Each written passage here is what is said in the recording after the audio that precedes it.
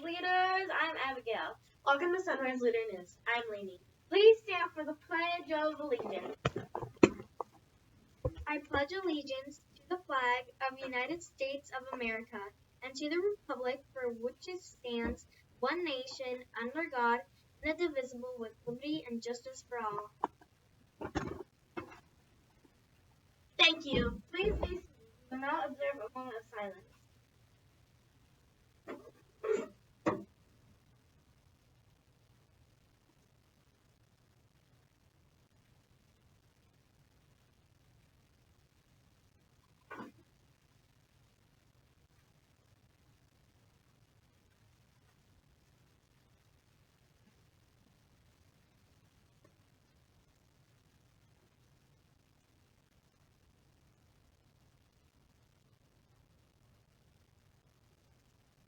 Thank you. I hope you're hungry because your lunch choices are cheese pizza, pepperoni pizza, broccoli with cheese, tomatoes, assorted juice, and pineapple cup.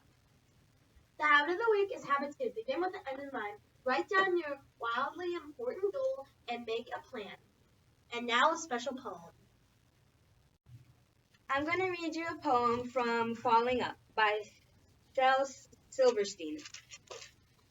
No smoking, no spitting, no loitering, no littering, no drinking, no eating, no parking, no speeding, no fishing, no floating, no swimming, no boating, no surfing, no hiking, no hunting, no biking, no running, no skipping, no skinny dipping, no volleyball players, no spray can sprayers, no flood roller coasters, no boombox blasters, no trash leaves, no beavers. Hey, it didn't say no beavers. Thank you, Brianna, for that wonderful information. Please subscribe to our YouTube channel, Sunrise Great Happens Here. That's all we have for today. Have a wonderful Wednesday!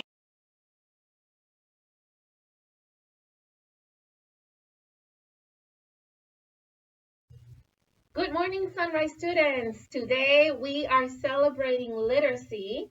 Actually, today is yesterday for you by dressing up from either Back to the Past or A Blast to the Future. With all of us, we are back in the past. I represent the 1920s, 1930s. Jolene? This is a fur coat, and this is from the 1960s. This is Tom and Jerry, and I'm from the 1940s. I'm from the 70s with bell bottoms. Bell bottoms, I love them. Now, today you are wearing a crazy hairdo or a crazy hat. Can't wait to go around and see what you came up with. Tomorrow is Thursday. What are we doing tomorrow? Does anybody remember? No. Socks! Crazy socks! Oh, Yeah, crazy Thursday is socks. Crazy Sock Day. So we're having a lot of fun with Celebrate Literacy Week. Don't forget, Friday you get to dress either as your favorite storybook character or an idiom. And make sure to keep decorating your door. Oh yes, competition is on. I've seen some pretty amazing doors.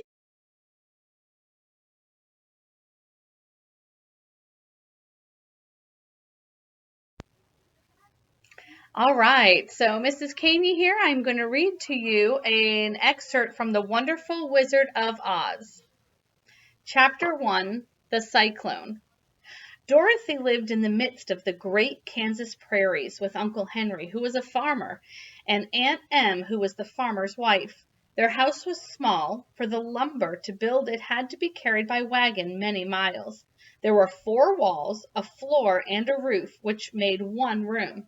And this room contained a rusty-looking cook stove, a cupboard for the dishes, a table, 3 or 4 chairs, and the beds.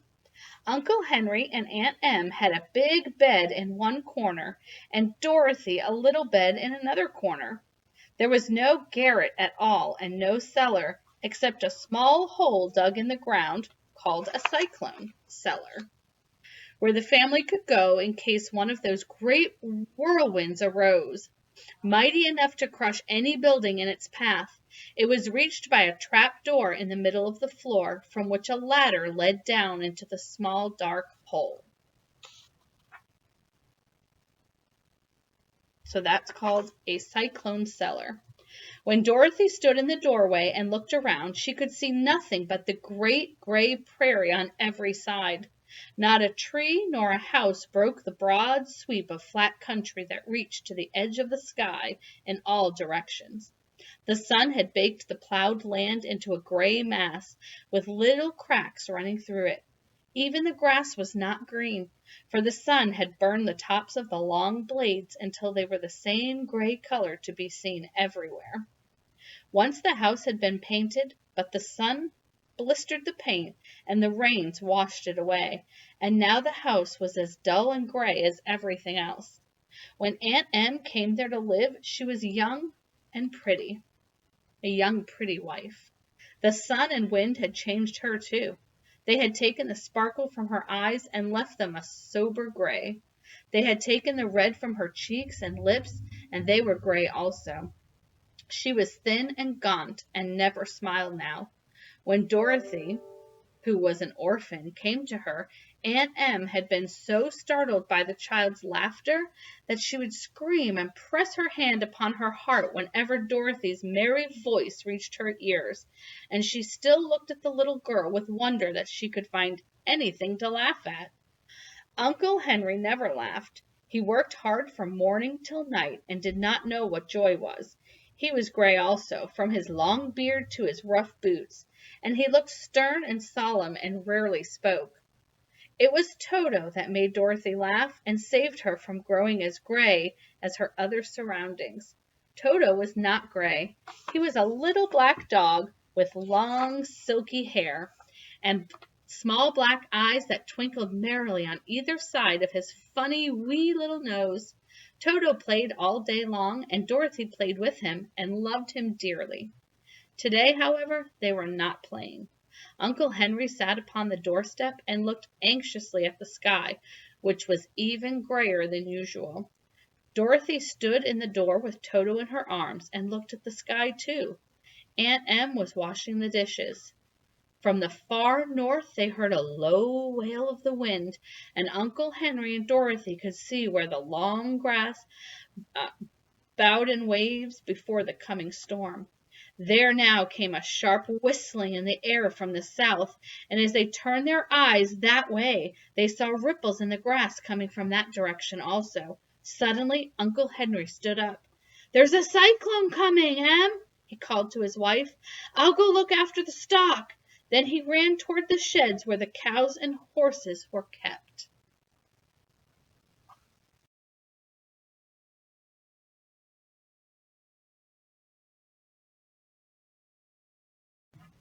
Hi, it is Miss Brown, your assistant principal, and I'm very excited to read The Wonderful Wizard of Oz, one of my favorite stories. Dorothy stood on the steps of her house, hugging her dog Toto. The Kansas sky was an eerie green. A wicked wind blew from the west. "A tornado is coming," said Uncle Henry. "Quick, Dorothy," said Aunt Em, "come to the cellar." And we don't have cellars in Florida, but a cellar is like a basement. It's under the house. It's a safe place to be when there's a tornado. "Arf!" Toto jumped out of Dorothy's arms and ran into the house. "No, Toto, come back," cried Dorothy, chasing him. Dorothy dragged Toto from under the bed. The wind howled. It shook the house. And suddenly, the twister lifted the house and twirled it up into the sky. "Hold on, Toto!" Dorothy cried. The house tipped, and Dorothy fainted. Look at that.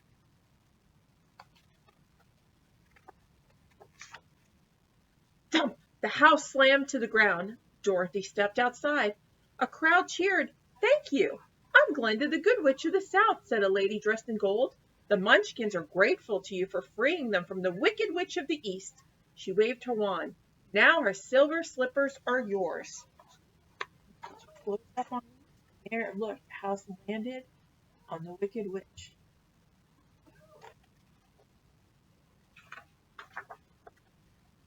"Thank you," said Dorothy politely, "but please, can you help me go home now?" Glinda thought for a moment. Then she said, "You must go ask the Wizard of Oz." She pointed with her wand. "The yellow brick road will lead you to the Emerald City where you'll find them."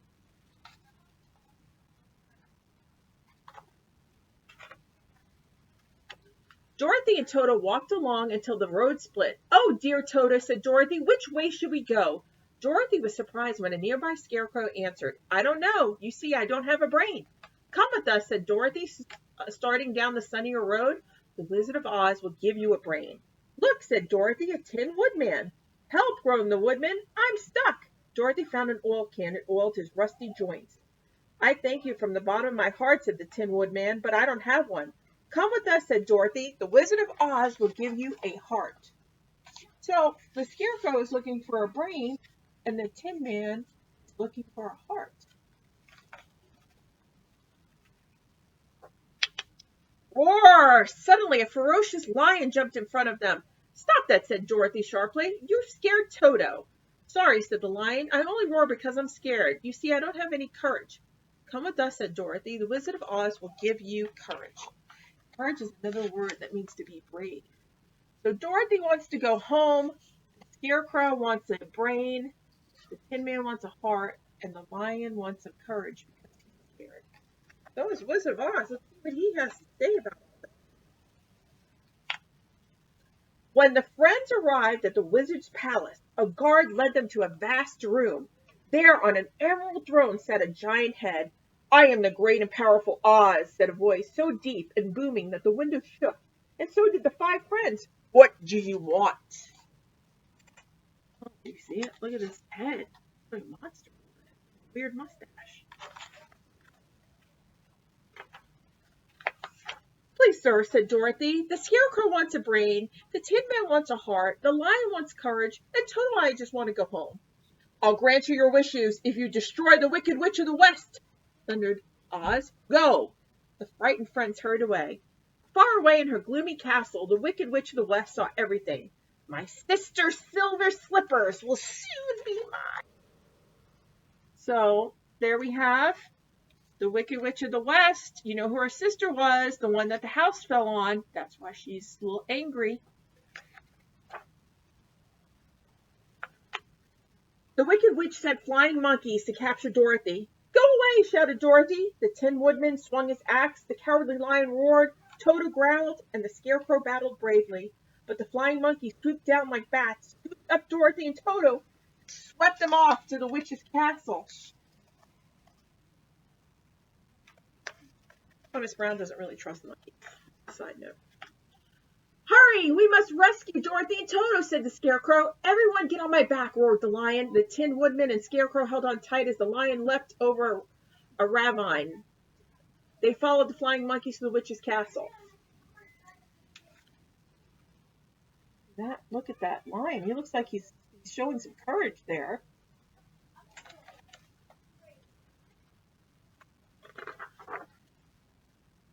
"Scrub!" ordered the witch. She tripped Dorothy so she could get the silver slippers. Dorothy fell and water from the bucket splashed onto the witch. "No!" shrieked the witch. So I don't know what's happening here yet, but I know that Dorothy had Dorothy captured her. Is making Dorothy do stuff to try to get her silver slippers, and the water did something to the witch. She probably hasn't taken a bath in a while, but we're going to see what happens. "See what you've done!" wailed the witch. "I'm melting!" Dorothy held her breath as the witch sank, shrank, dissolved into a puddle. Finally, all that was left of her was her hat. Dorothy ran out of the castle straight into the arms of her friends. "Are you all right?" asked the Tin Man. Dorothy nodded. "But the witch is dead." "Then let's go tell the wizard," said the Scarecrow. So the witch melted. Probably fabulous in that water. "We destroyed the witch," said Dorothy. "Please grant our wishes." "The great Oz thanks you," boomed the voice. "Arf!" Toto barked. The little dog knocked over the screen. Everyone gasped because behind the screen, what do you guys think was behind the screen? That big monster-looking thing with the mustache. I wonder. Let's see. What could be behind there? Behind there stood a very small man holding a very big microphone. "Why, you're not a Wizard of Oz," said Dorothy. "You can't grant our wishes," said the Scarecrow. "True," said the man. "You're smart, Scarecrow. You used your good brain when you helped Dorothy." "Lion, you used your courage," said the man. "And Tin Woodman, I know I have a heart," said the Tin Woodman. "It's full of love for Dorothy." None of you needed me, said the man. You already had what you wanted. What about me? Asked Dorothy. I'm sorry, said the man. I can't help you go home. Wow, how disappointing. I think I would feel a little bit like you see the lion's face. He's a little disappointed. They probably feel like they've been tricked. Suddenly, in a flash of light, Good Witch Glinda appeared. Your silver slippers will carry you home, Dorothy, Glinda said. Close your eyes, tap your heels together 3 times, and say where you want to go. Dorothy hugged her friends goodbye, picked up Toto, closed her eyes, and then tapped her heels. 1, 2, 3. Take me home to Aunt Em, she whispered. Aunt Em, Uncle Henry, cried Dorothy. Oh, I'm so glad to be home.